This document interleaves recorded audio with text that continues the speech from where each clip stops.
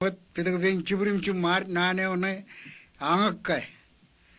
Chuanin nan egal in chuiska brong pata pelinela pata angandro rerik igiche nani nangakkai. Nani nangakkai berbeda dion kudu.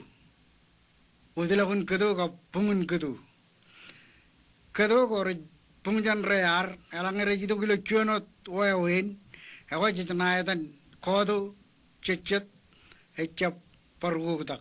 Alangnya jitu kilo chokolai, cetana itu chokolai, aja minum gutak. Alangnya jitu kilo liman rak, cina itu gutak, aja minum gutak.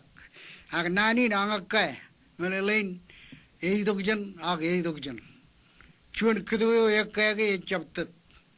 Itu kebilang matan cet minit, pe ini yo cuman awai nani itu kebilang, itu kutan chokolai itu yang. Hemina jain rina alapan rainin.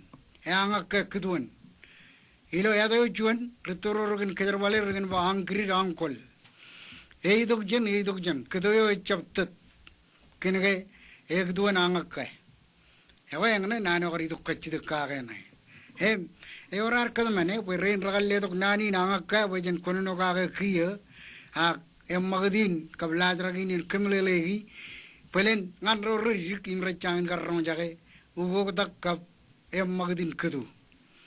Hadirin jangan cirongkum bekedu ecap itu kilo cunut Kapai jamin rep pilo anda perilo cunut chicken. Hejai ku jam magadian udum cich. Sedian kona jalak rujilok ejokola. Ekrangan kedu an rainin. Menaj kedu an rainin ngan bung cokola. Sedian kona jalak rujilok. Itu ruk liman rak. Enaj kedu an. Cimatanin rainin ak cimatan yuk takam itu riluk. Kedu jabi nangak ka minit wadum cici magat dok rilik dok ruk dok yang cabai kene ka train kedu kedu lagu lele dok janim jan hawa yang na kedu merak kacid ka